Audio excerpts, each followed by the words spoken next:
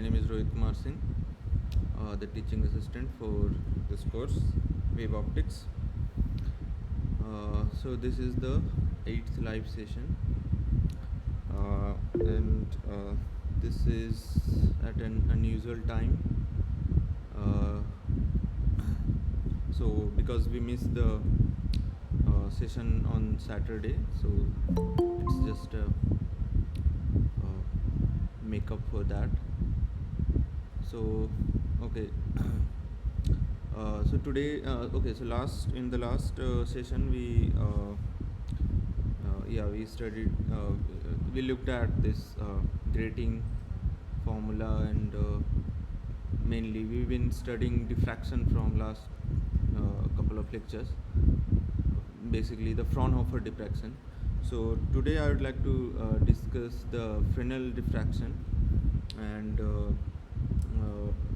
because it's little bit complicated, so I will go slower, and I will basically you know basically recap all the concepts and formulas with explanation.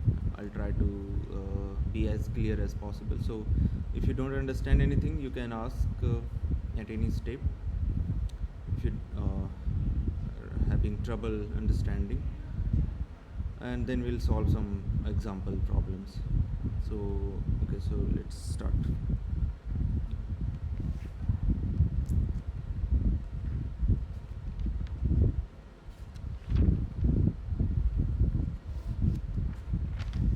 Yeah, so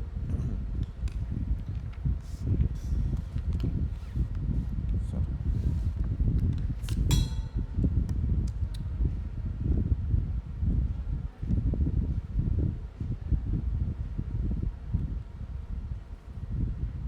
So yeah,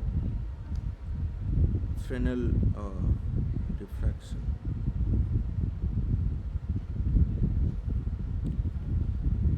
So do you remember what was the difference between Fraunhofer and Fresnel diffraction? Anyone? The distance between Yes. distance between the screen and source of light was infinite in one, and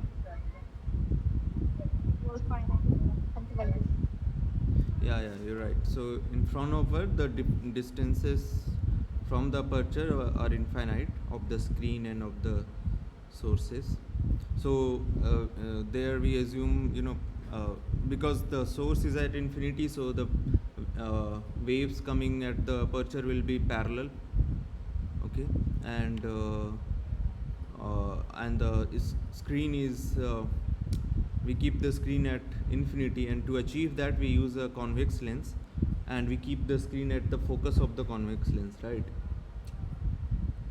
So that was the setup for Fraunhofer diffraction. But in the Fresnel diffraction, now we have finite distances. So if suppose this is your aperture, so we'll studying the circular aperture, okay, and then this will be the screen. So let's call this center of the aperture O, and if the light waves are coming like this, you will have a, I mean, if we ignore diffraction, we should have a bright spot like this, right? Let's call this center P, and beyond this area we should, like, for a point at R, suppose this is a point at R, beyond this area there will be shadow, so what we call geometrical shadow. Okay, so if there is no diffraction, and this is a distance D between these two points. Now if there is a diffraction, what will happen is, also, yeah, let's, the radius of this aperture is A here, okay, and we saw that for if you have a slit with or a aperture with a width of with suppose b, we saw that the angular dispersion, we derived this formula, right? Angular dispersion was proportional to wavelength and inversely proportional to the width of the slit, which is in this case it's the diameter of the circular aperture 2a, right? So this was the angular dispersion or divergence. So basically this was the angle of the principal maxima, right? The diffraction maxima that you get. So this was when we did this Fraunhofer diffraction, right? And now what you can do here is, so one thing you can see is, if this radius of the aperture is very large than the wavelength of the light, then what happens is basically you don't get any diffraction, and there will be shadow at point r, right? To have diffraction, what you need is this aperture of the same size as the wavelength of the light, and then this aperture will act as a point source.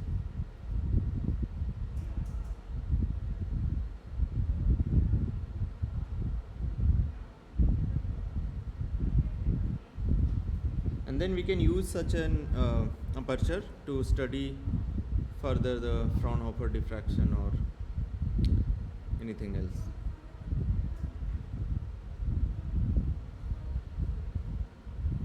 Okay.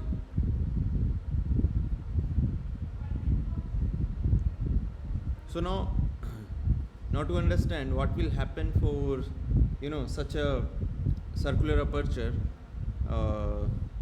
let's go through the idea of what is known as the this Fresnel half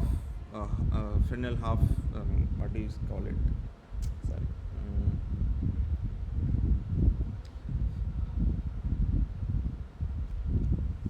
half period zones, sorry, forgot the name. Okay.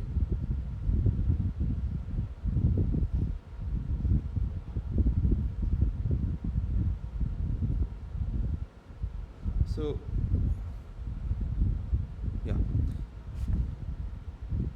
so why this is called half period zones, and what is it about? So to see that, just wait for some time. Okay, let us do some derivation, and then everything will be clear.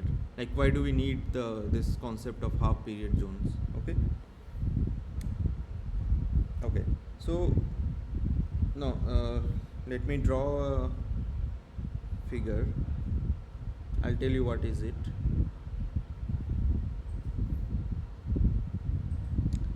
So this is a wave front. Okay, this is a plane parallel wave front. You remember the concept of wave front, right? If this is a light ray going like this, then you have these wave fronts, perpendicular normal to which we consider the light rays, right? So one of those wave front I have drawn here. Okay, and the concept of Huygens, the Huygens principle. So each point of this wave front will act as a secondary secondary source. Okay, so these things we know. Now let us draw some circles. Okay, so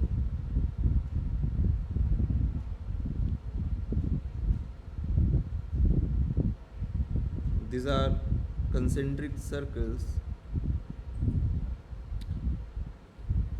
Okay, and the center is O, No, this is not an aperture. This is a wavefront. Remember.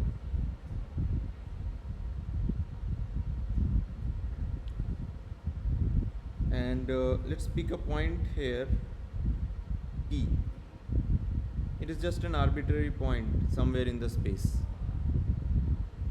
Okay, and this distance from O to P, this is D. Okay. Yeah, this is different from this D. Okay, this is different figure. This is a different figure. Now and let's denote this annular area by Qn, and the one near to it, let's call it Qn minus 1. Okay, this we'll use later. For now, just I'm writing everything on the figure. Now, so this is the nth ring, and the distance between the nth ring and this point P, this is D plus n lambda by 2. Okay, and similarly for this one, the distance will be D plus n minus 1 lambda by 2, and so on. Okay, so what we are basically doing is that we are making concentric spheres, okay, of radii. So basically we are making a spheres of radii D plus lambda by 2, D plus 2 lambda by 2, D plus 3 lambda by 2, and so on. Okay, with center at P. Okay, and so these spheres are basically intersecting the wavefront in a circle, right?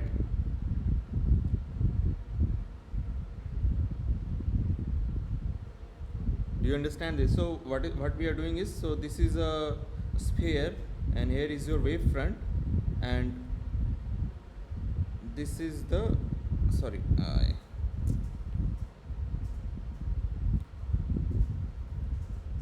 okay, so suppose this is your sphere, this is point P, and this is the wavefront. Okay, I am drawing it in as a line, so the wavefront is coming out of the screen. Okay, and so you see this radius is basically your this distance is basically, if this is the Qn, then this is the D plus n lambda by 2, and this distance, the normal distance, this is D.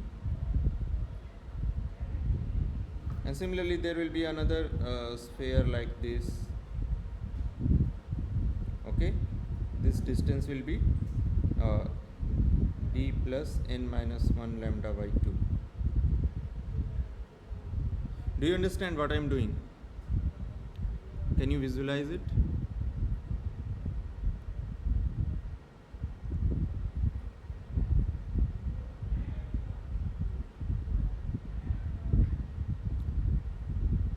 Hello?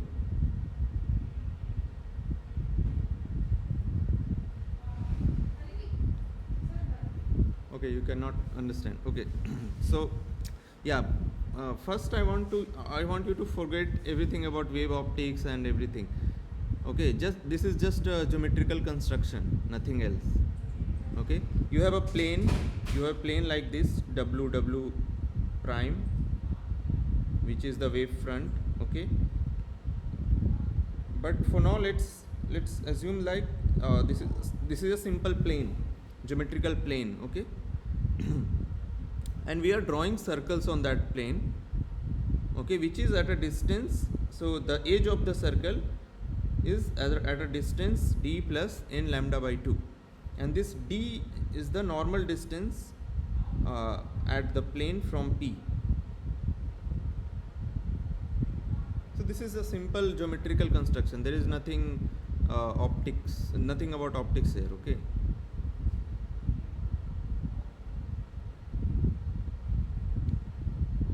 And this distance is basically the radius of these concentric spheres which are cutting the plane at different points.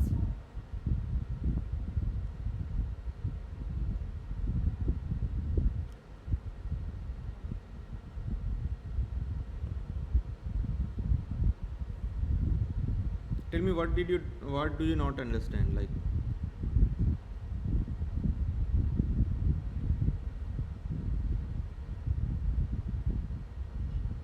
Sir, I did not understand how the radius is d plus n lambda by 2. no, this we are, with this we are choosing.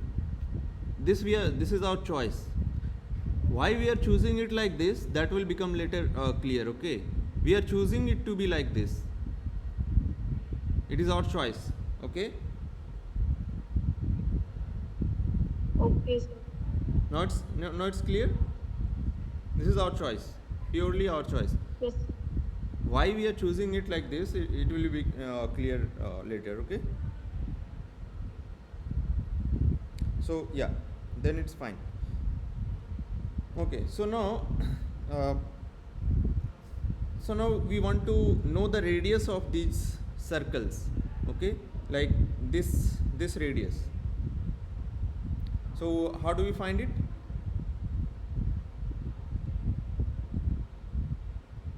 Radius of nth circle on the WW plane. How can we calculate this radius?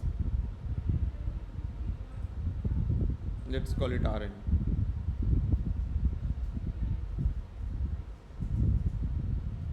So suppose this radius, this is the Rn.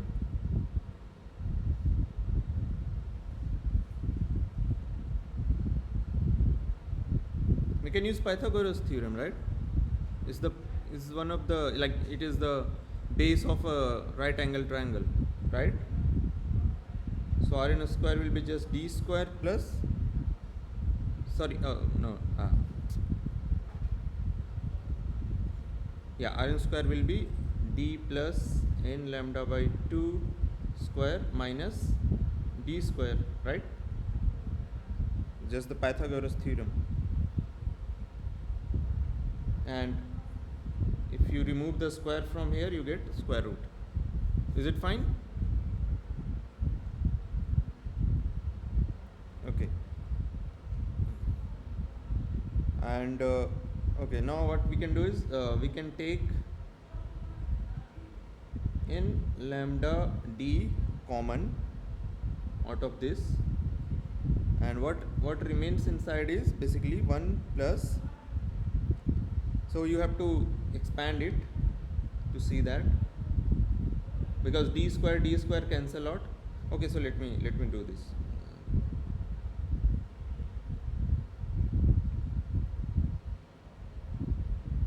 So if you square it, then it's d square n square lambda square by 4 plus n d lambda minus d square. So this get cancel out. Okay, so you have basically n square lambda square by 4 plus n d lambda, and I'm taking common square root of n lambda d. So you have 1 plus n lambda, sorry, yeah, n square lambda square by 4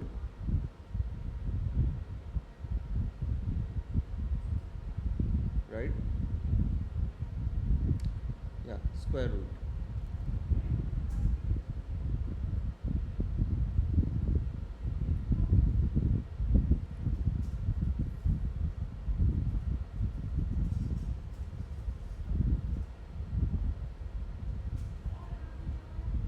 Okay, So, and this, uh, wait, did I make some mistake? Mm,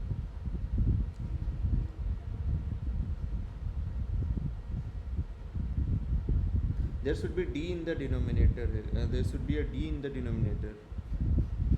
Oh, where did I miss? One is from here.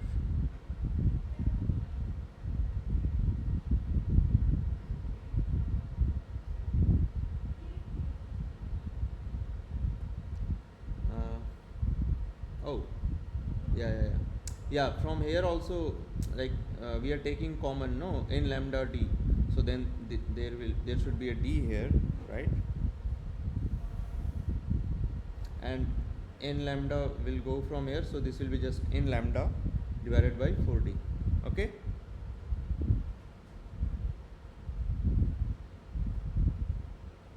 Now, if we assume that this distance, this d, is greater than lambda, then this is almost 0, right? And we can write Rn just is equal to n lambda d.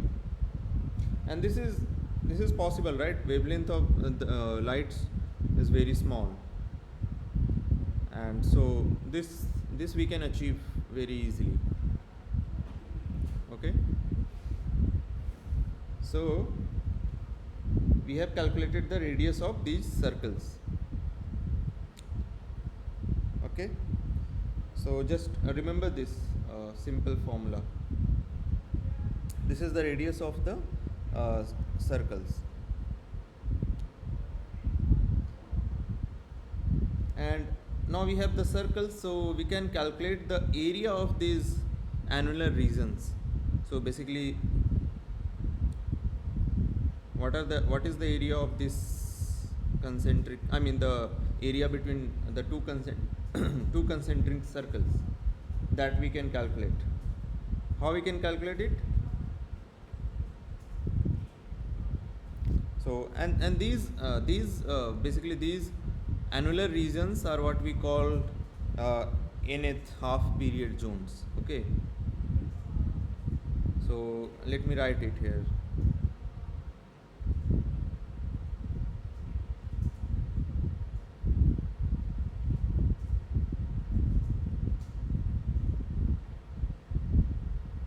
Annular region between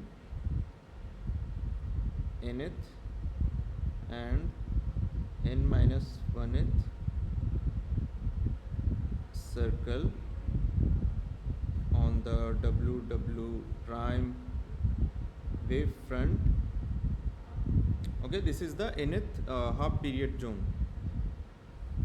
So basically,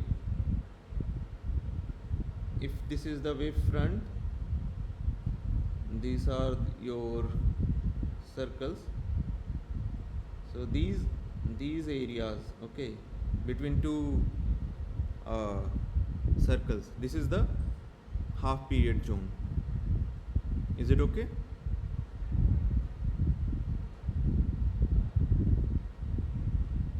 So yeah, so this is your first zone, this is your second zone, third zone, and so on, nth zone.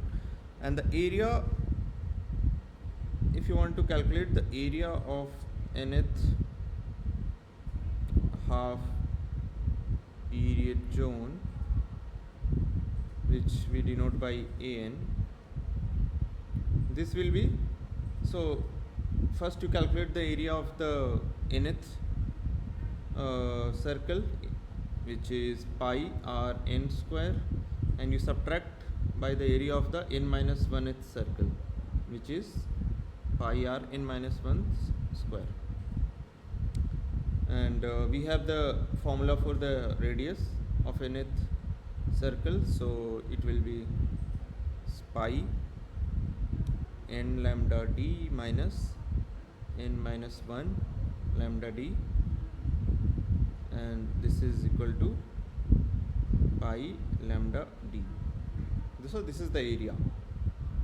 Now you see, notice one thing, this area is constant, this does not depend on your nth half period zone. For all the zones, the area is constant. So equal area for all zones. Okay, so that's why, and this is possible because we chose our radius like this, d plus n lambda by 2. Okay, that's what gave us this equal area zones. So that's why these these annular regions are called half period zones. Okay, because they are basically lambda is your wavelength, right? And lambda by 2 is basically, I mean, and one wavelength is basically one period, right? Time period or whatever. And so lambda by 2 is your half period. So that's why these are called half period zones, because they are separated by half periods. And this you can clearly see. So for these 2 points, so qn and qn minus 1, basically the distance qnp and qn minus 1p is equal to lambda by 2, right? Is it okay? Because for qn, this distance is what, lambda d plus n lambda by 2, and for qn minus 1 the distance is d plus n minus 1 lambda by 2. So when you subtract, so basically this is qnp and this is qn minus 1p, right? We are talking about this distance, this hypotenuse. And so when you subtract them, you get lambda by 2. Okay, so 2 secondary wavelets which are emanating from these two nearby annular regions or half period zones will have a path length difference of lambda by 2, that is phase difference of pi. So delta phi will be pi, right? So they are pi out of phase.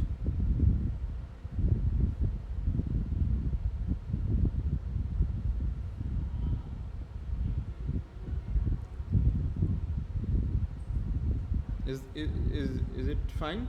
Do you understand till now? Okay. So now we can write a resultant amplitude due to this wave front at a point P. So let's call it UP. Okay. So because the nearby nearby secondary wave fronts are out of phase, they will contribute negatively, right? And since the area of all the zones are same, so the contribution will be equal. So for example, if u1 is the amplitude due to the first zone, then the second zone will contribute in a negative manner, right? Because it is phi out of phase. And then the third one will again contribute in the positive manner, because then it is 2 pi out of phase from u1, and so 2 pi means what? It's now again in phase, so again it contributes positively, and so this goes on, minus plus, so on. Okay, and the last term will be, we can write the last term like this. So if m is odd, then if m is odd, then it's plus, it's positive. If m is even, then it's negative. Okay. So it depends how many zones you are making basically.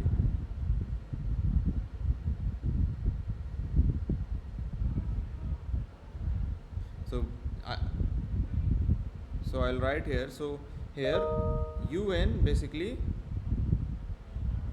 represents the net amplitude produced by secondary wavelets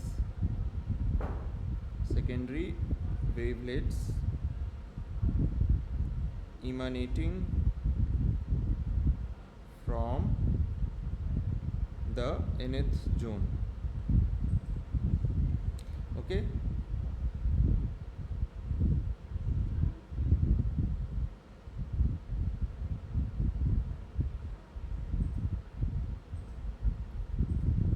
Is that clear till now, everything?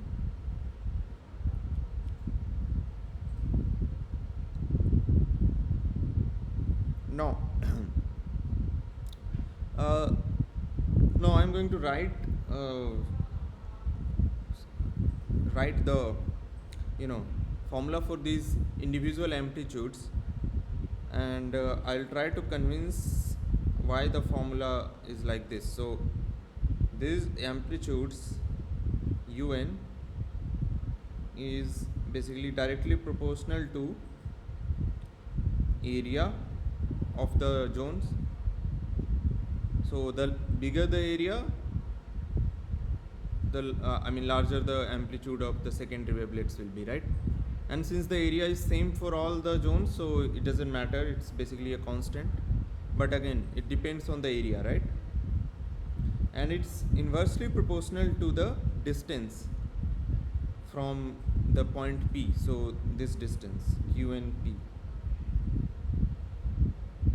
because that like amplitude diodes as you go to larger distance, right?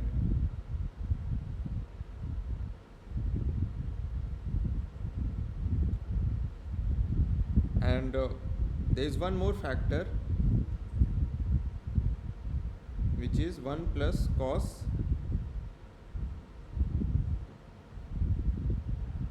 theta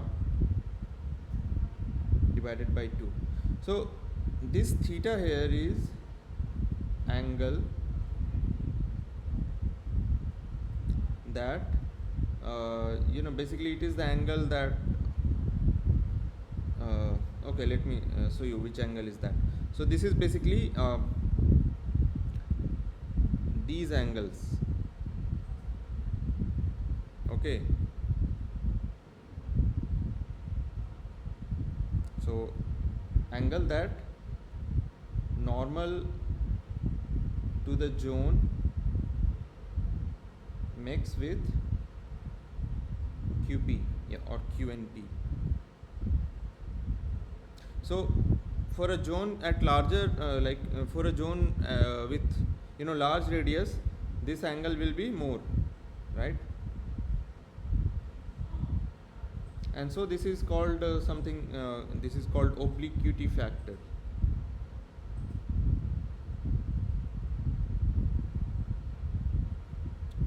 Okay.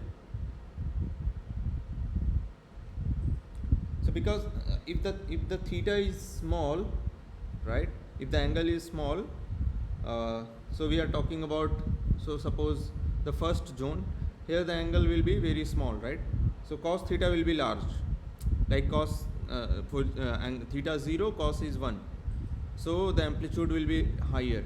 And then as you go to higher zones, 3, 4, then the angle will be large, and so this value will be very small, which makes sense, right? The wave front which is very far from the center, it will contribute less to the resultant amplitude. Does it make sense, or do you think it should be other way? So this formula ensures that the zones which are suppose in the center, so the first zone, will contribute most to the resultant amplitude UP. Okay, so the U1 will contribute larger, much more, and then U2, and then so on, because of this theta factor. Okay.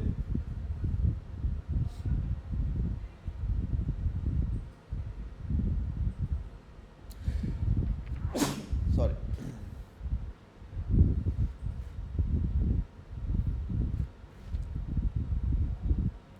Is everyone okay with this? I'm not deriving this equation. I'm just motivating it. Okay. So this means that U1 will be larger than U2, will be larger than U3, and so on. Now comes the interesting part.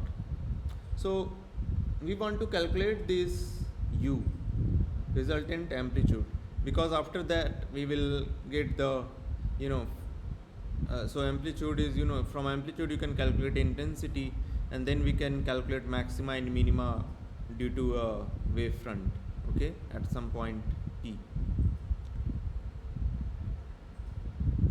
So to do that, let's write this formula. So I'm calling it equation 1. Sir, Yeah. why has we divided by an? In the numerator there is an. Why? This Q and P. Yeah, you see, UN is proportional to AN by QNP. Yeah, So yeah. why AN is bigger? I'm asking. Why AN is there? That you are asking? Yeah, Okay. yeah, So AN is basically area of the zones, okay, that we calculated here. area of the annular region. Sorry? Yeah, the area between concentric circles, annular region. Yeah, the annular regions. So I mean, so we are calculating amplitude, okay, amplitude due to these annular regions at a point P, which is far from here, okay. So I mean, it makes sense that the amplitude will depend on the area of the annular region, because from there all the secondary wavelets are emanating, right?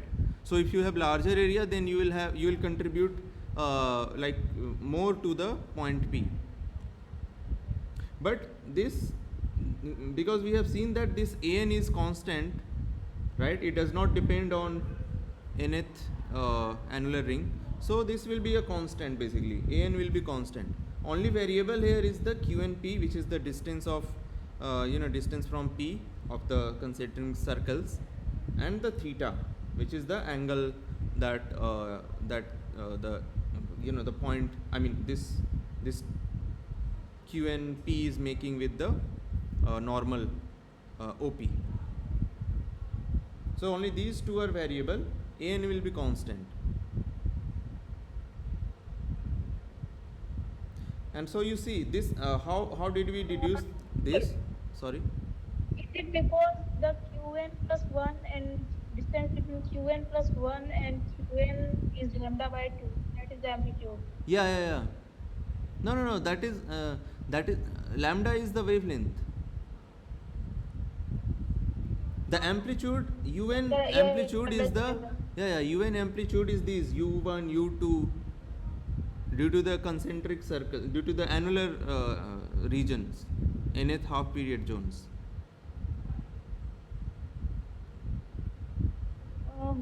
Okay.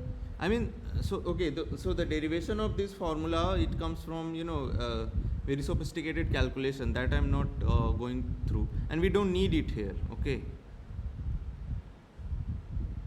I just wrote it so that we can use this, so that like this formula is not even we're not going to use it any problems. Okay, we just want to see that U1 is greater than U2 and U2 is greater, like U1 will contribute most to this resultant amplitude because it is in the center. Okay, the ones that are far from center, they will contribute less. But sir, why would they contribute less? Yeah, that's what I'm saying, because see, it depends on first it depends like, so okay, let me draw here for you again. So you have these, so this is one wave front, okay. So I'm saying that a point here, like, and we are looking at a resultant amplitude at P here, okay. So uh, Huygens principle tells us that all the points on this wave front act as a secondary source, right? But Yes, sir. but the contribution here at P will be not same from all the points, right? This will be, because this is more nearer to the P, the center point, it will contribute more. The one at the far will contribute less. So that's why this dependence of Q and P is there, okay.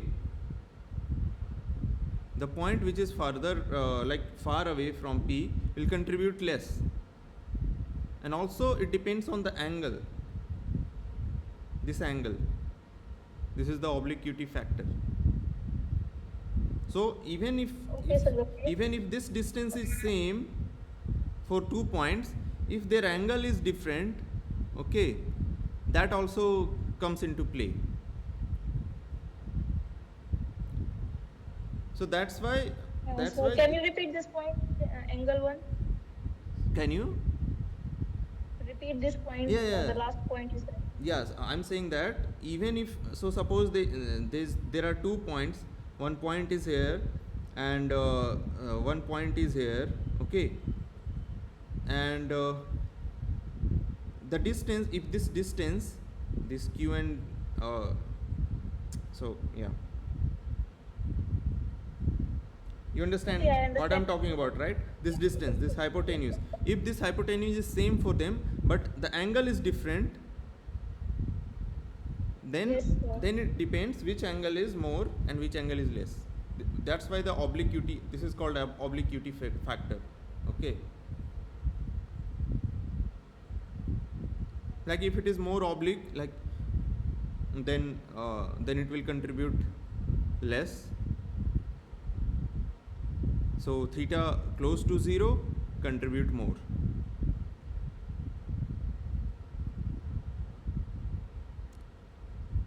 Okay, sir. So just, yeah, just try to visualize it. Maybe I can ask that later. Yeah, think about it, yeah. Okay. Because we are on a plane, so this angle matters. If it would have been a single line, not a plane, then only distance matters. But since it's a plane, so the angle also matters of the point on the wavefront. Okay, so yeah, think about it.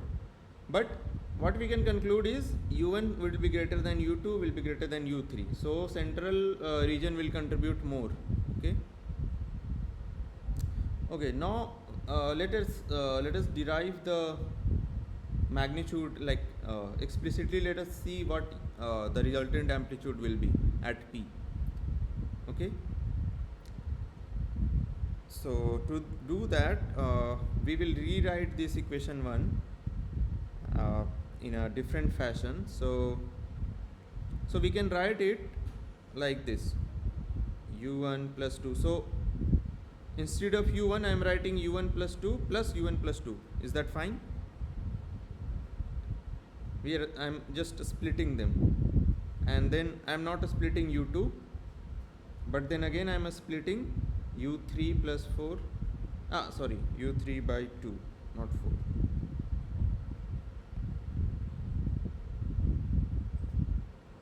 Okay, and then I'm keeping the even ones same, and then I'm again splitting the odd ones, and so on. Okay, is this fine?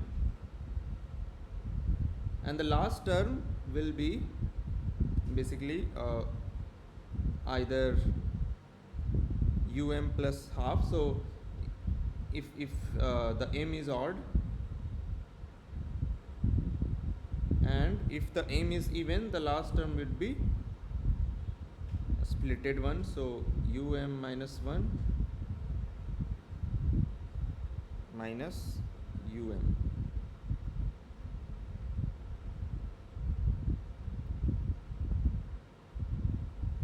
So I'm talking about these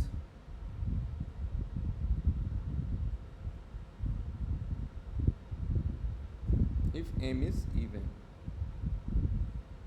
Okay.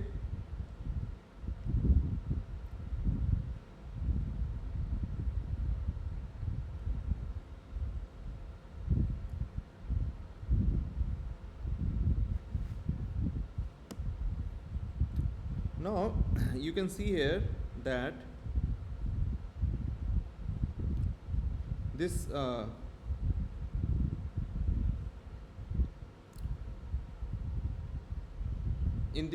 inside this bracket un will be always greater than un minus 1 plus un plus 1,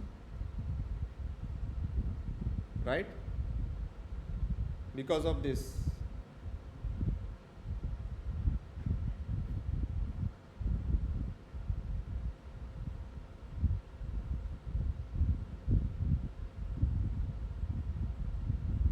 Is it okay? So what I mean is, since we know that from here un is greater than un minus 1, right?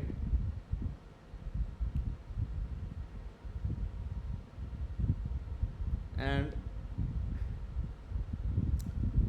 un plus 1 is greater than un, okay? So but if you divide the un plus 1 by 2,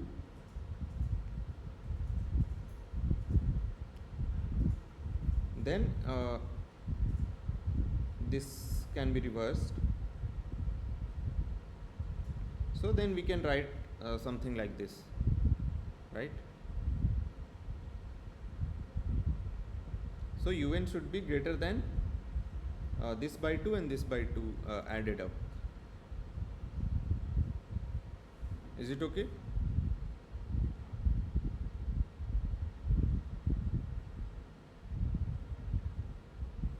Okay. So if this is true, then so you see all the things that are there in the bracket, they are all negative, right? They are all negative because u2, so suppose put n equal to 2 here, then u2 is greater than u1 plus 2 plus u3 plus 2. So then the negative sign because of the negative sign, this whole the quantity in the bracket, it becomes negative because of this. Is this fine?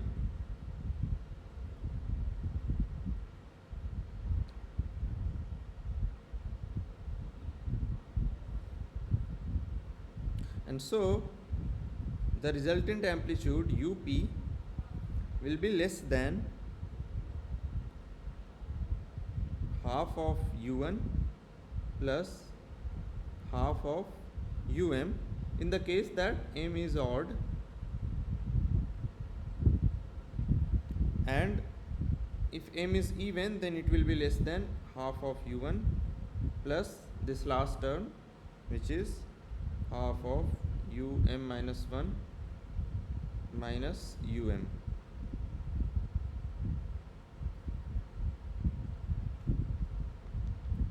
M is even.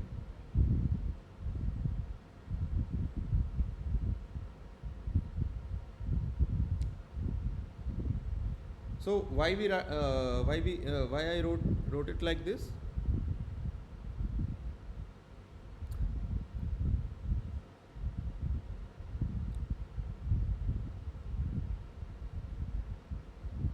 Any idea?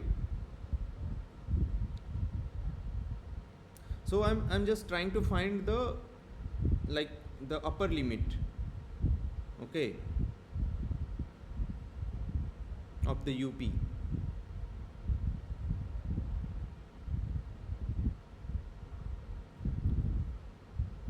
And since from here, since all these things that are in the bracket, these are negative, so, and we know that the UP, the amplitude should be positive, the resultant amplitude should be positive, right?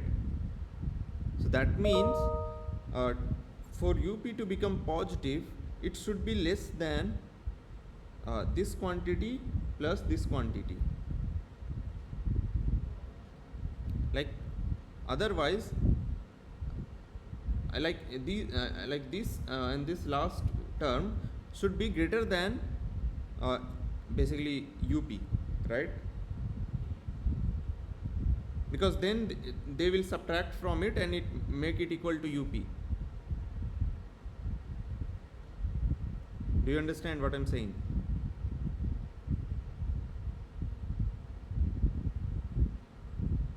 It is little complicated, but it is the most important point.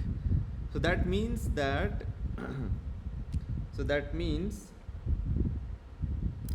the resultant amplitude due to the whole wave front, which is UP, it is less than half of the resultant amplitude due to the first zone and half of the resultant amplitude due to the last zone. This is little counterintuitive, but this is true.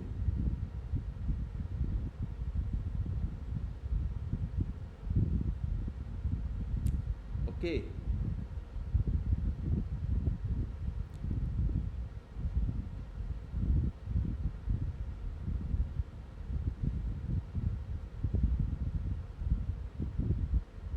And because of this weird concept, we have a very interesting device called zone plate that I will talk later. But yeah, let's focus here. So are you able to understand why we wrote these relations? Because these things are negative, so the u1 plus 2 plus um plus 2, this should be greater than UP, so that these things subtract to it and make it equal to UP.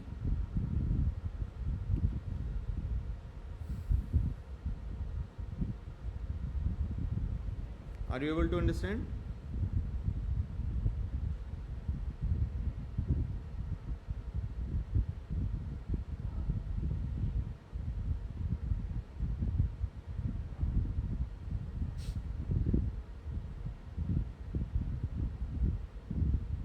Okay. So if it is clear till here, then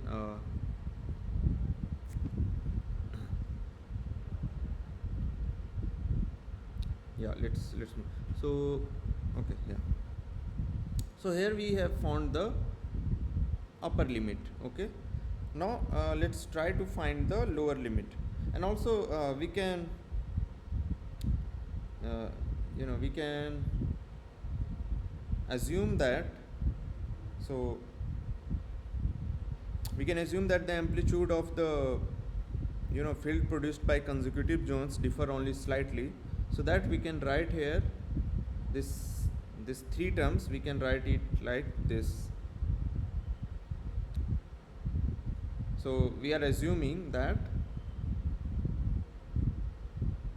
amplitude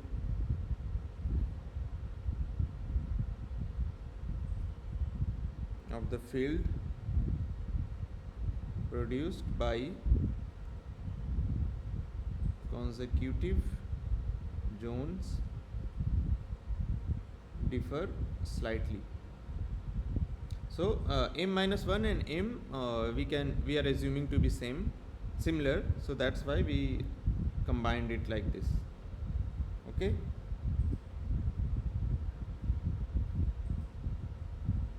So this is the condition when m is even, and this is the condition when m is odd. So just there is a difference of plus and minus. Okay. Now, so here we got the upper limit. Now to find the lower limit, we can again rewrite the equation 1.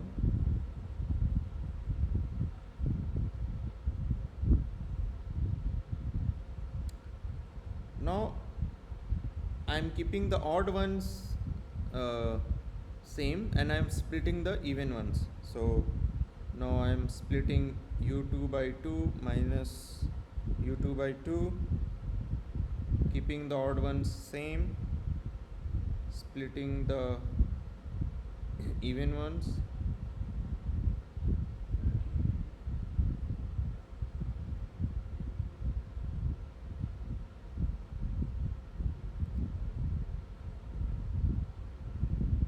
And so on. And the last term will be minus half minus 1 plus if m is odd, or simply minus if m is even. Now here let's close the bracket like this, and then this, and you see that again these things are negative, right? Oh, sorry, not negative. These are this will be, this time this will be positive.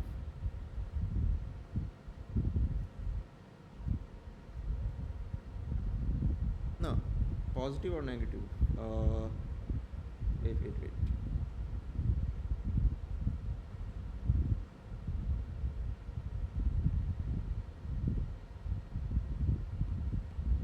So u3 will be greater than u4 by 2, and u3 will be greater than u2 by 2, so that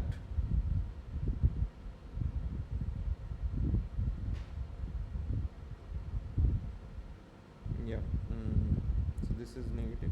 Yeah, this quantity will be negative, right? Yeah. So again the quantities in the bracket will be negative, and so again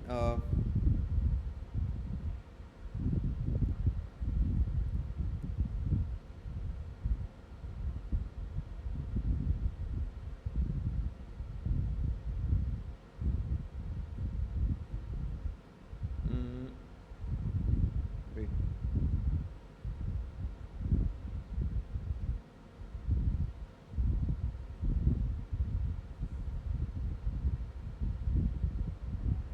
Okay, yeah, right.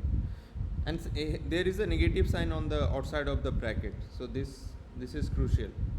Here we had positive sign, so this means that the resultant amplitude should be greater than u1 minus u2 by 2 minus half so minus 1 by 2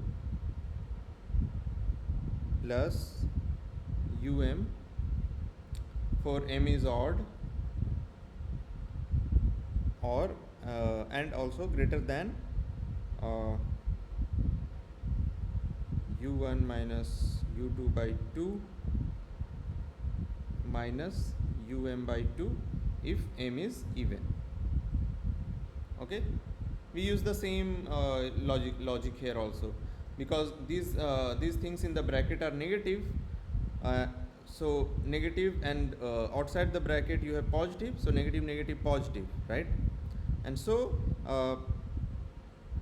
this resultant amplitude should be greater than these quantities, this out of the bracket quantities, so that when something is added into it, like these the bracket quantities, then it become equal to on RHS and LHS. Okay,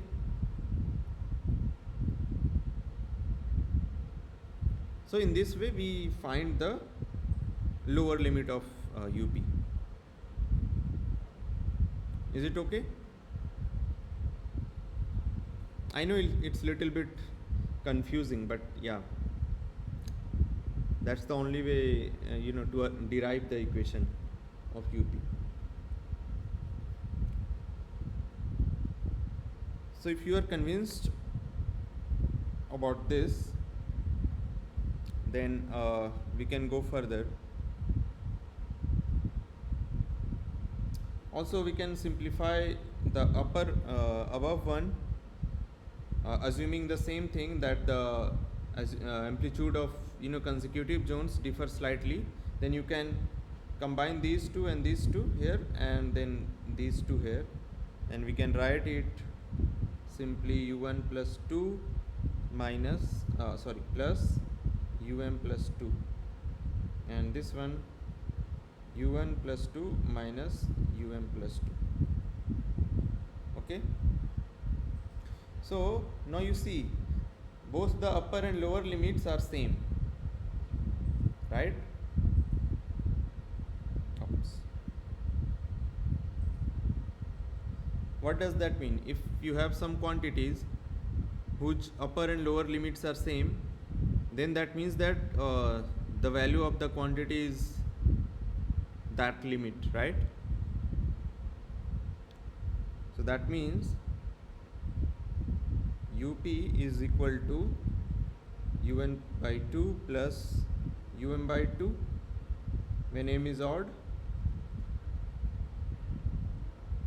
and it is un by 2 minus by 2 when m is even. Okay,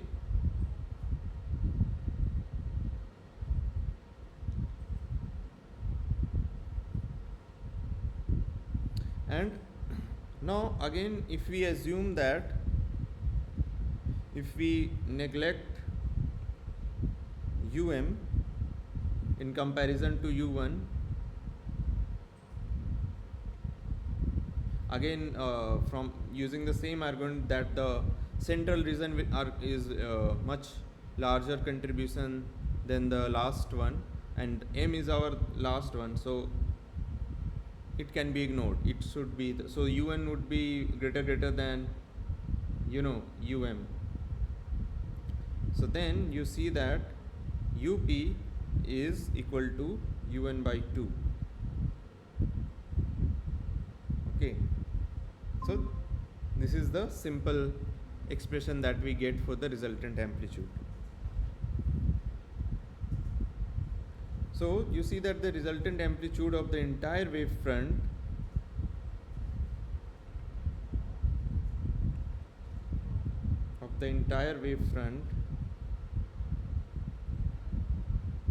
is only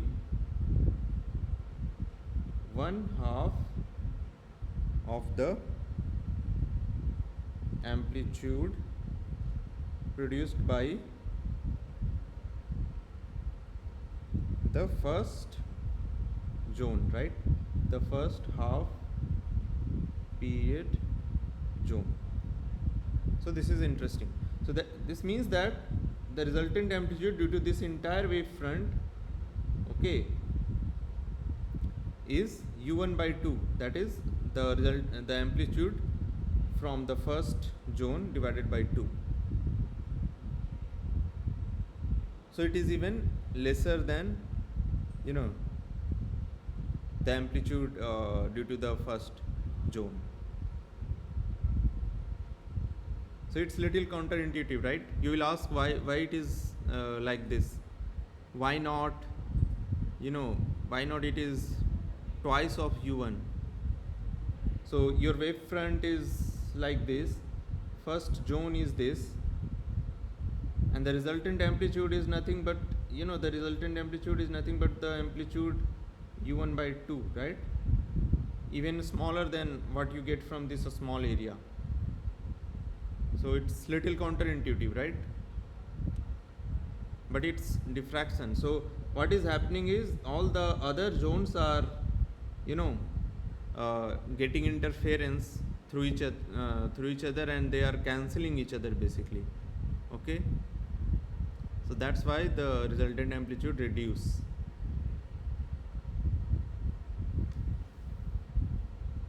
So yeah, this is the wave nature of light.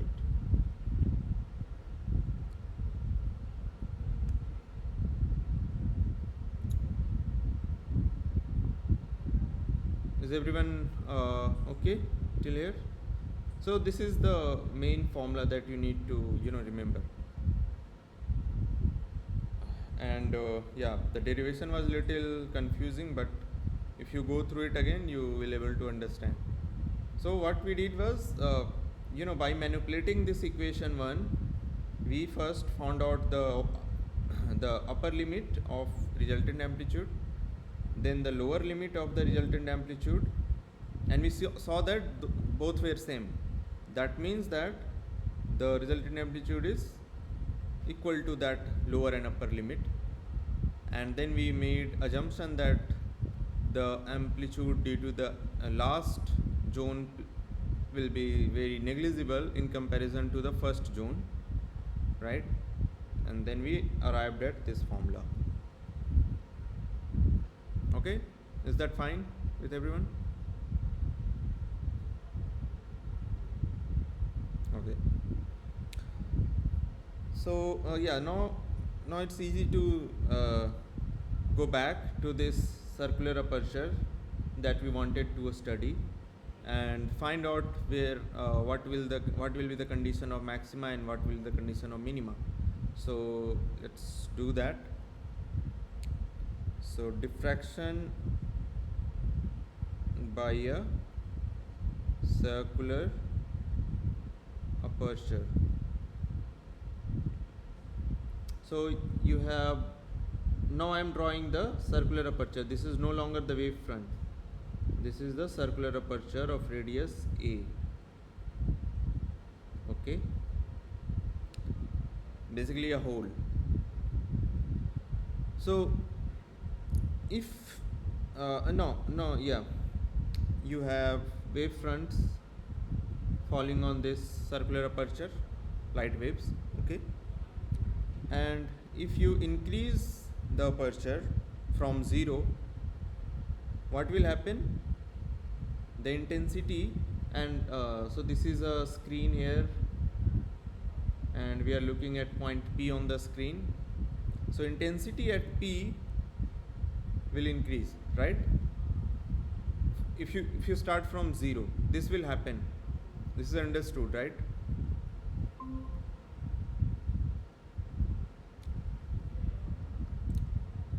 But when you arrive at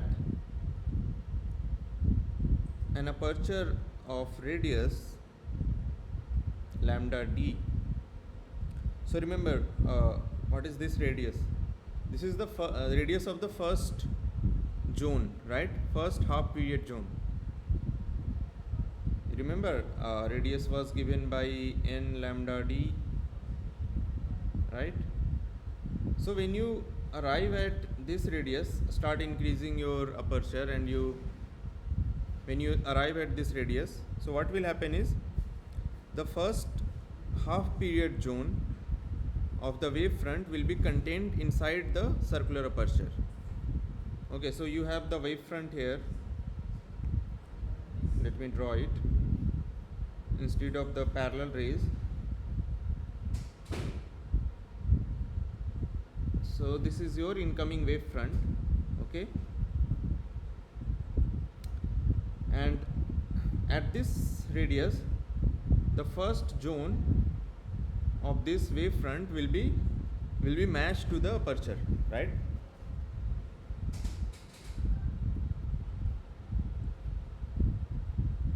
And then what will happen?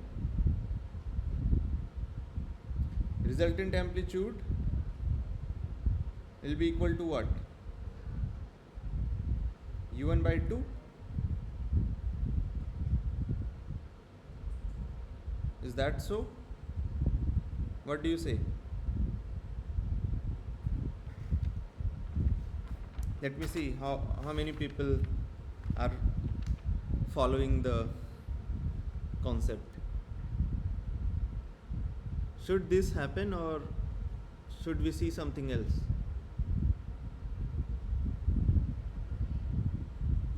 We just derived this, right? But is it applicable here? Anyone?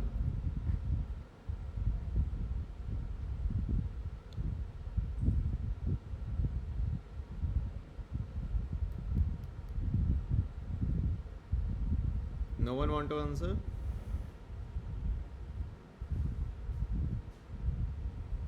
Ananya, what do you think? It should be u1 by 2. It should? It should be u1 by 2, what we derived. Okay, so this is right. You're saying? Yes. No, you're wrong. So here the difference is earlier we had just this wavefront and this point P, but now we have this obstruction, right? And we are Yes. and so when this wavefront goes goes here on this aperture, the area which is not the some of the wavefront will be obstructed, right, through because of this there is this cardboard which has this aperture. The cardboard will obstruct the area other than the first zone, right? So the diffraction between the different zones will not occur, and so the amplitude will not reduce. Okay, so it will be not u1 by 2, it will be u1. Remember, Yes. why it was u1 by 2? It is because different zones are diffracting, like interfering and cancelling each other. Like we saw in the diffraction due to a slit, we divided them in different different zones, and you saw that the one interfered with other, and you got this diffraction pattern, right? So similar thing is happening here also. Okay, Yes. so yeah, so at this radius, at this aperture radius, the amplitude will be just equal to whatever the amplitude of the first zone is, which is u1. Okay, now if you increase the further this radius, so let's go to second zone, like 2 lambda d.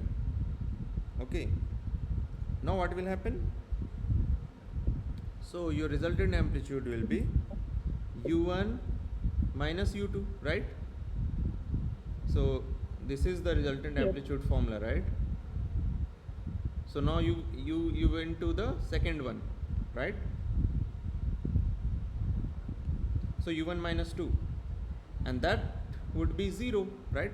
Because we assume that the consecutive zones are very similar in amplitude, correct? Only slight difference is there. So now you will get a dark spot, okay? You will not get anything at P.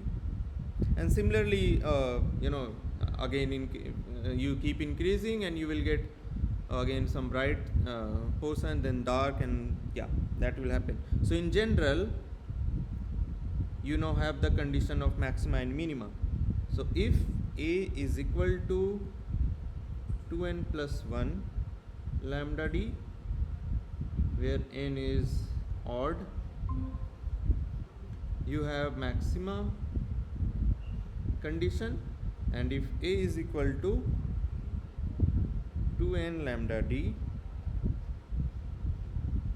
okay, you have minima. Okay, so you will see on the screen concentric spherical rings basically, okay, of maxima and minima.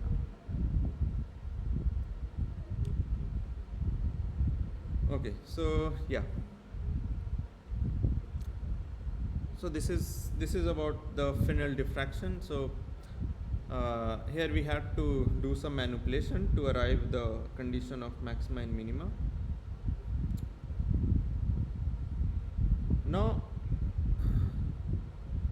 one thing to notice here is that, uh, yeah. So like earlier, like Young's double slit or interferometer, whatever we studied, the condition of maxima minima involves what? Three things, right? The aperture distance, like the aperture width, which is given here by the aperture radius, wavelength of light, and the distance between the source and the screen, d. Okay. And obviously you have different order, like n plus 1, so on. So yeah, these formulas are very helpful. We'll see some problems if we get time today. So quickly, I can discuss the zone plate, the concept of zone plate, which is a very interesting object. So yeah, we'll quickly go through this. Okay. So if you take a plate of like a cardboard or something, and you make concentric circles on that cardboard like this, and the radii of these circles you have to keep it like this, like under root 1k, under root 2k, under root 3k, and so on, where k is a constant. Okay. And what you do is you blacken the alternate regions. Okay. So like this, and then the next one, this like this. So if you do this, this is what is called zone plate. Okay. Now what happens due to this kind of construction is that if you have a point P1 at a distance k square by lambda. So basically this is now your this is now your aperture. Okay. So wave front is coming and falling on your zone plates. So you have made this zone plate.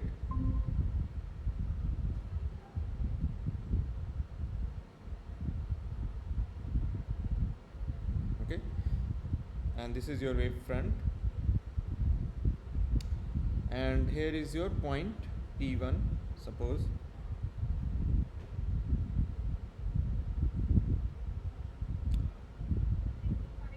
So for a point like this P1, which will be at a distance k square by lambda. Okay.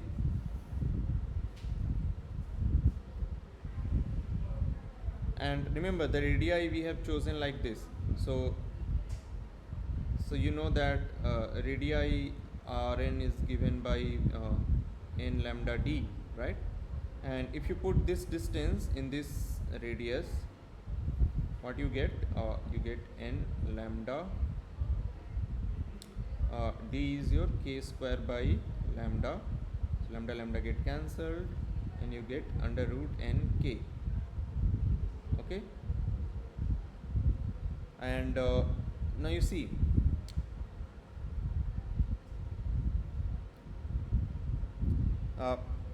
for this radius, for this distance of point P1, what will happen basically?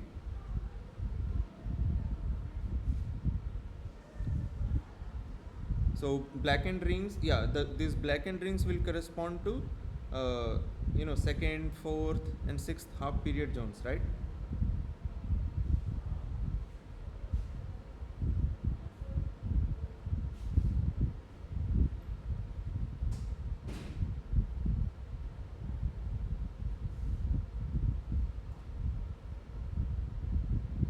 I mean, all the even numbered.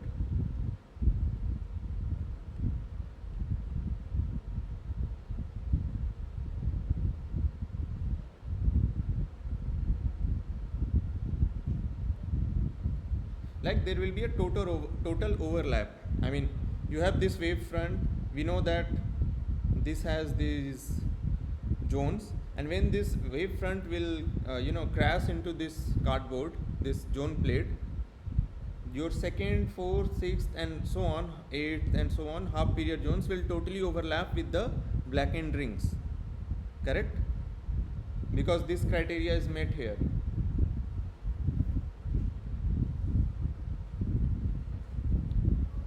Right? And so what will happen is the resultant amplitude at u will be just u1 plus u3 plus u5. So there will be no negative terms, like u2, u4 will be not present because they are not contributing, right? We have made them cancel, like we have basically obstructed the even zones. So you will get a very bright spot at P1.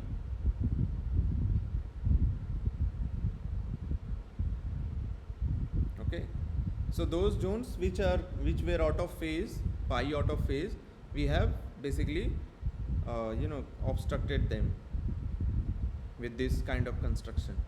Do you understand? And it all depends on where your point P1 is.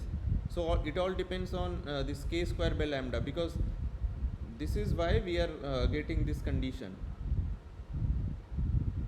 which is which is the criteria for the zone plate. I mean, which are the radius for the zone half period zones. Do you understand?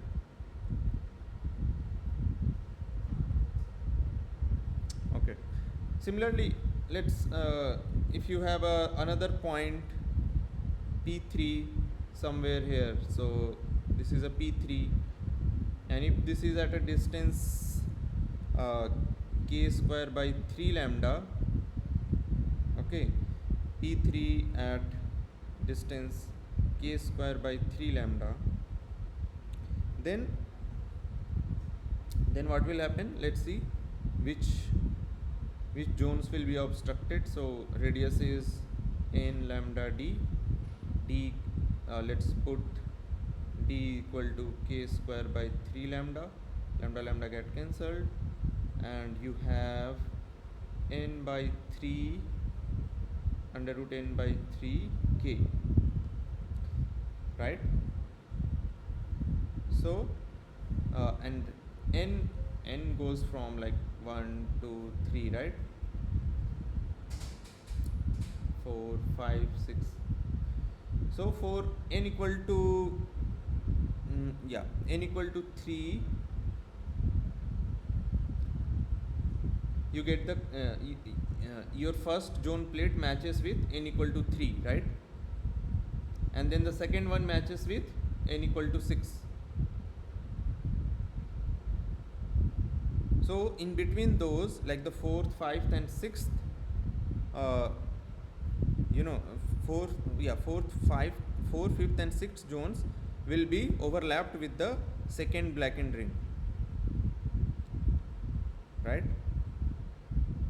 And then similarly, then your 10th, 11th and 12th will be let me write it. So first blackened ring on the zone plate will overlap with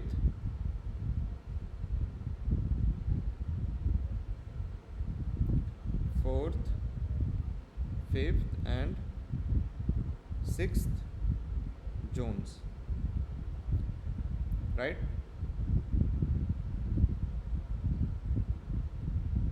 And so the resultant amplitude will be basically u1 minus u2 plus u3, then 4 5 6 will be absent, then you have u7 minus u8 plus u9 and so on. Okay, so now you see there are some positive contributions, some negative contribution. So it will be your second maxima. It will be not as bright as P1, but it will be a little bit brighter.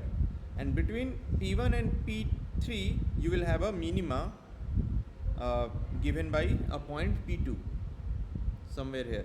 Okay, so you can yeah, you can understand, like,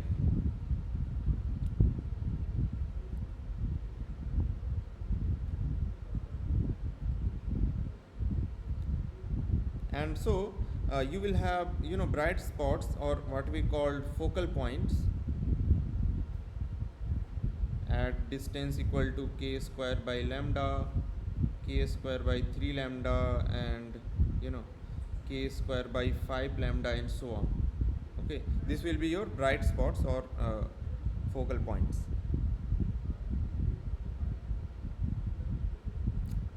Okay, and so there is a concept of, you have studied these lens formula, and there is similar kind of formula that comes here. So suppose now I'm drawing the zone plate perpendicular to the screen, so it looks like, so these lines are the obstructed, I mean the blackened rings basically. Okay, so it's like this. Here is your screen at P, and there is a source S here, and suppose this is the second blackened ring. It is at a radius of R2. This first blackened ring is at a radius of R1. Okay, so let's call this point L, from where the first blackened ring start. So SL plus LP minus SP, okay, should be equal to lambda by 2. So basically this path difference. Okay,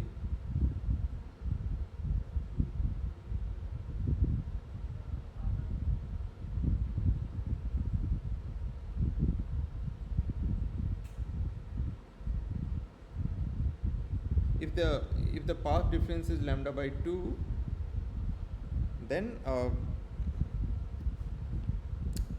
yeah,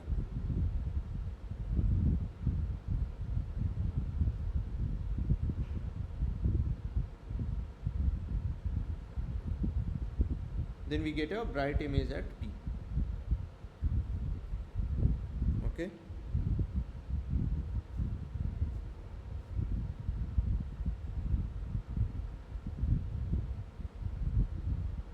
and this we can write in terms of the radius of the zone plates. So basically SL will be A square plus R1 square, okay, plus B square plus R1 square, sorry,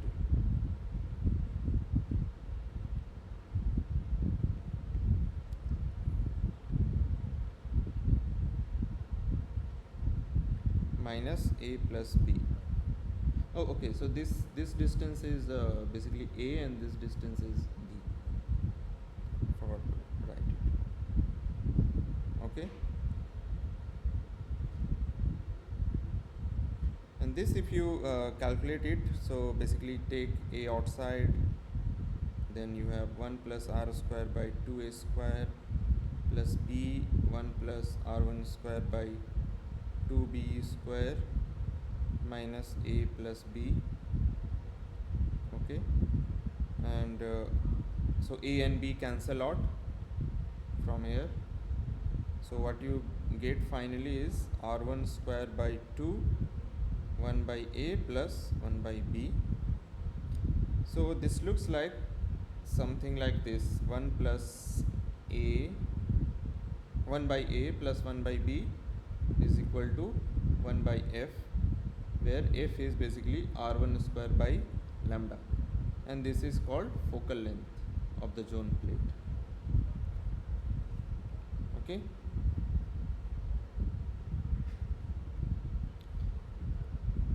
so this you can do also for R2, like the second zone plate, but uh, since we know that the first zone contribute most, so that's why we have used the R1.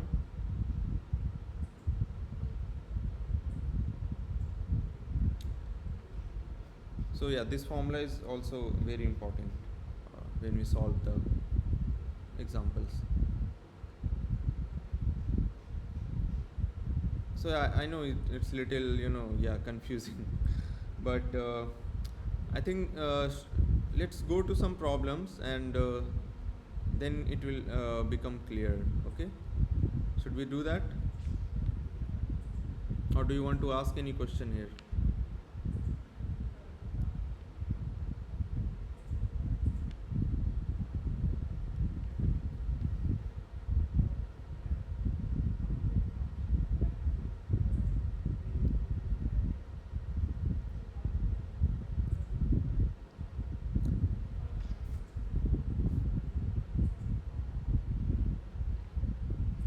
Okay, if you don't have any question, let's go to some problems. So this is a simple one. So difference between Fraunhofer and Fresnel diffraction. So can one of you answer it?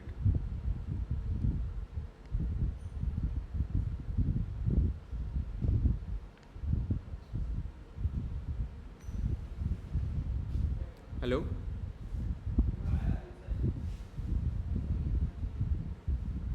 Yes, sir. Yeah. So can you answer one which is true? C. Yeah. See, right.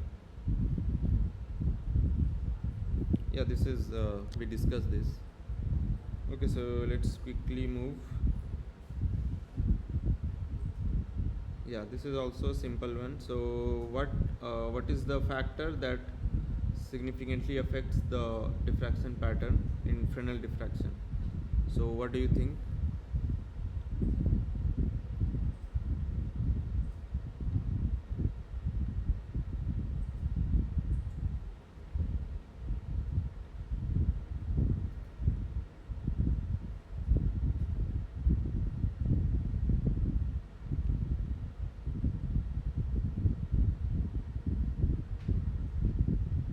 C.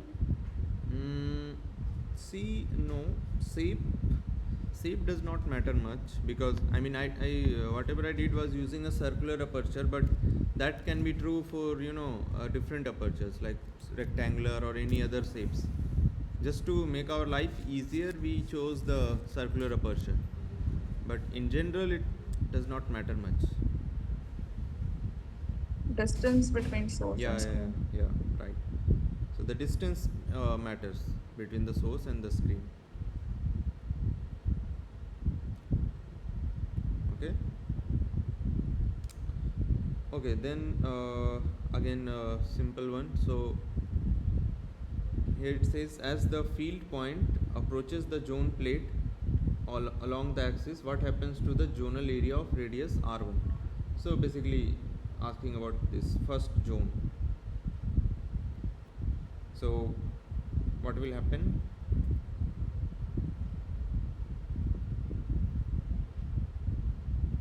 A. A.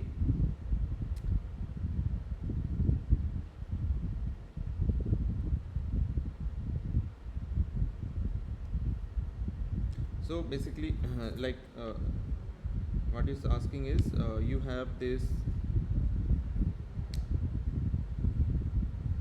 wave front, okay, which we have divided into different zones. Then you have here the zone plate, which again we have painted like this, so that alternate rings are basically black, so we don't let the alternate like the second, third or whatever zones contribute to the resultant amplitude. So then it is asking that as the field point means this point that we are looking, right? So that means this distance d. So as the field point approaches the zone plate, what happens to the zonal area of radius r1? So that we just discussed, right? So as we decrease this distance, like we go from p1 to p2 to p3, what was happening? Like, so we saw that when we were at p1, like at larger distance, the second, fourth and half period zones were obstructed, right? But then when we went to a shorter distance like p3, we saw that the first ring will is overlapping with 3 zones, right? So more and more zones will be like overlapping with single black ring as you decrease the distance. So that's so A is wrong. It encompasses fewer half period zones. It encompasses more, right? As we decrease the distance, opposite of it happens. Remains constant? No. More half period zones. C. Sorry. C. So someone answered C, right?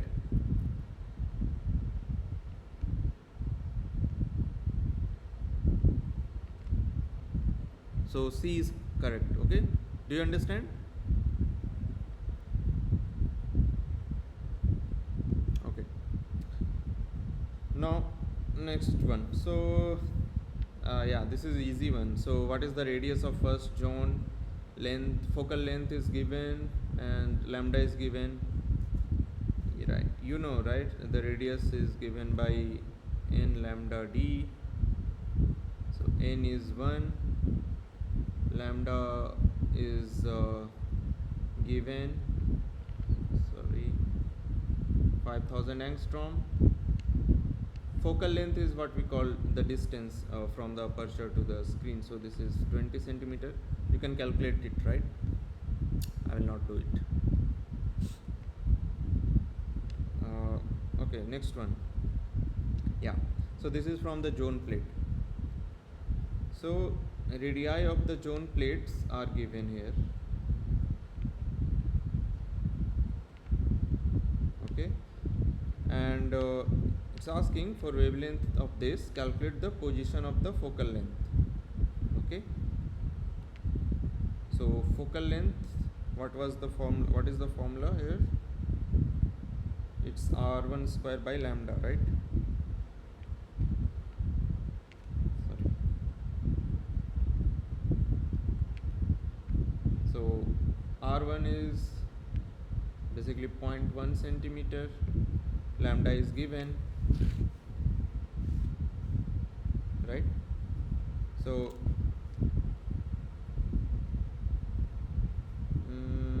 wait,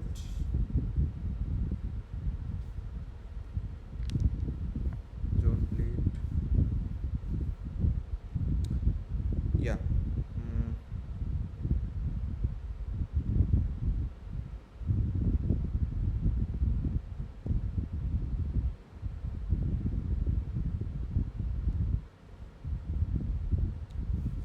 So if you calculate it, 0.0, like r1 square is 0.01 divided by 5 into 10 to the power minus 5. Yeah, it will be 200 centimeters. Okay, and then you know that the focal length are given by f by 3, f by 5 and so on, right? We did that here, right? Yeah, this p1, then p3 and p5, right? So yeah, the correct answer is B. So yeah, the problems on this is very simple. Okay, once you understand the concept, it will be easy to solve.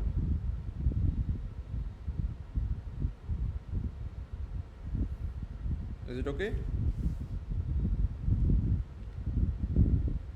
So always remember this, the focal lengths are always in this ratio of 1 by 3, 1 by 5 and so on.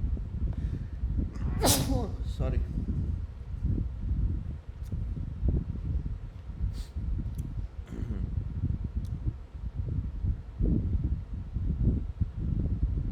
Okay, for this kind of radius, obviously if the radius changes, so we remember we assumed that our radius of the zone plate was k times square root of n, right?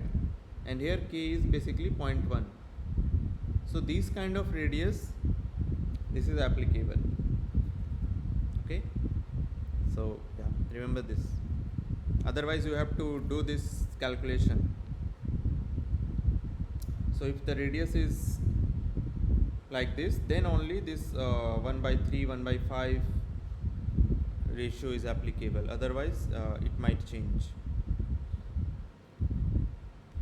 But I think in the exams it will not be different, it will be the same, otherwise you will have to derive it and that will be too much complicated. Okay, so if yeah, you're fine with it, right?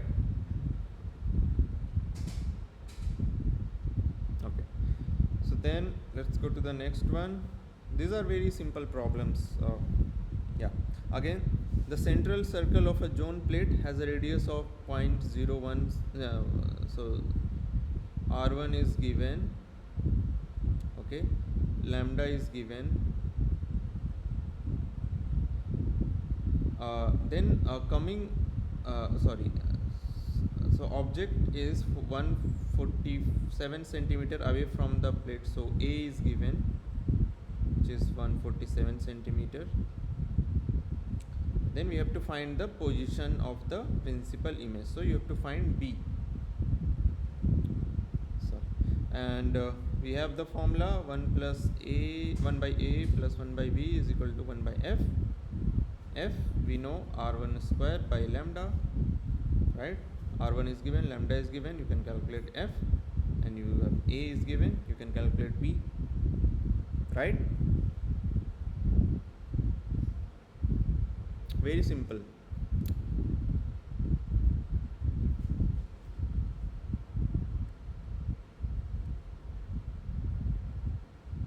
But remember, this R1 is not the radius of the zones. This is the radius of the circle in the zone plate, okay? So remember this, zone plate is different than the half period zones. Half period zones are on the wave fronts, light wave fronts. And the zone plate is basically just a glass or something where we have darkened the consecutive alternate rings in order to create a interesting aperture. So remember the difference, and this formula is applicable for those kind of zone plates, okay? And A is the distance of the source from the plate, and B is the distance of the screen from the plate, and F is the focal length, which is given by this formula r1 square by lambda. So remember it while you solve the problems. So again, this was easy, so let's go to the next problem. Yeah, so here what does it say? If a zone plate has to have a principal focal length of 50 centimeter, that means P1 is at 50 centimeter corresponding to lambda, so wavelength is given. Obtain the expression of radii of different zones. Now it is asking the radii of the different zones, okay? It is not asking the radii of the zone plate, like circles on the zone plate. So how do you calculate it? So radii of the different zones is given by n lambda d, right?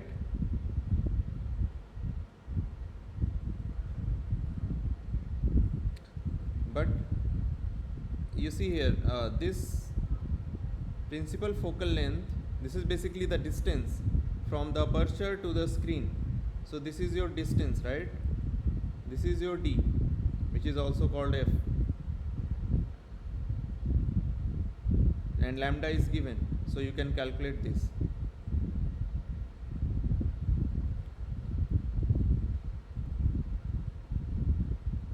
Okay, so it will be like, I think, 0.3 n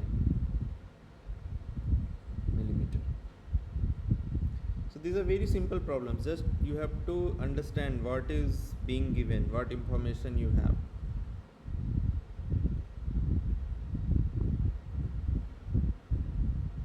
Correct? Okay, so then the last problem. Here an object is placed at 20 centimeter from a zone plate. So A is given. Brightest image is situated at 20 centimeter. So point P1 is at 20 centimeter.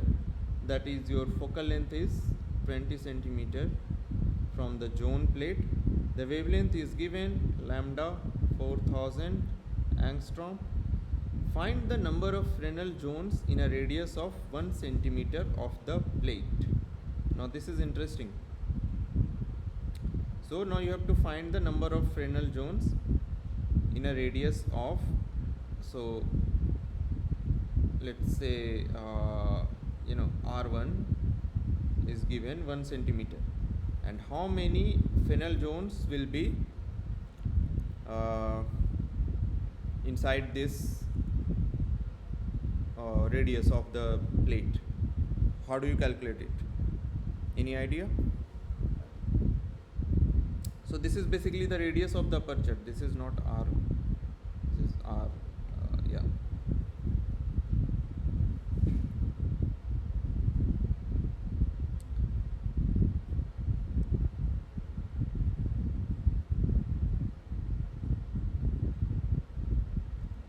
So you can calculate the first radius of the first zone by using this formula. So you know this formula, 1 by f, where f is R1 square by lambda, right? This formula is always valid. So from here you can calculate the radius of the first zone. So lambda by R1 square. So R1 square will be equal to lambda AB, A plus B. Okay, A and B is given. A is 20 centimeter, B is also 20 centimeter, right?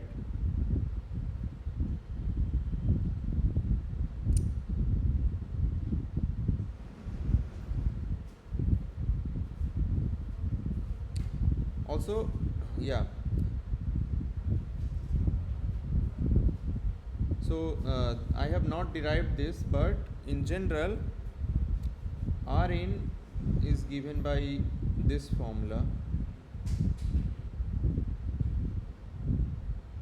Okay, so if you do this derivation, so like I said, if you do this derivation using R2, then you will get a factor of 2 here. Okay, we have done this derivation using the first first zone, so that's why R1 we used R1, and it is like this. If you use R2, there will be factor of 2, R3 factor of 3. So in general, if you use Rn, nth zone, there will be factor of n here. Okay, so just remember this. So from here you can calculate what n is. You have everything, right? So radius you can use, so Rn, the radius of aperture, you can use 1 centimeter. A and B is given, lambda is given, you can calculate it. It will be 2500 or something.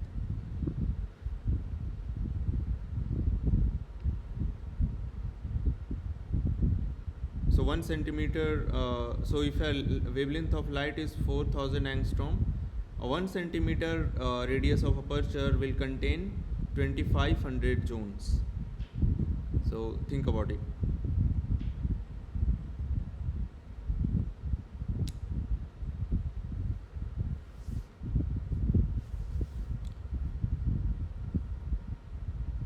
I know I went little faster because time was getting up. I had not much time today. So let me know if you didn't understand anything. I can try to explain it. We still have 5 minutes, or I can explain it in the next session also. This topic is little, little confusing, but if you try to think about it, it's very simple also. Problems are very simple. Just you have to understand what is being asked and what is given. Okay. So any questions? Okay, Kalpana is saying it would be better for me if this 6-8 slot is not kept from next time. Yeah. So this was a special arrangement. From next onwards, we will have this 5 to 7 on Saturday. Okay. So yeah, don't worry about it.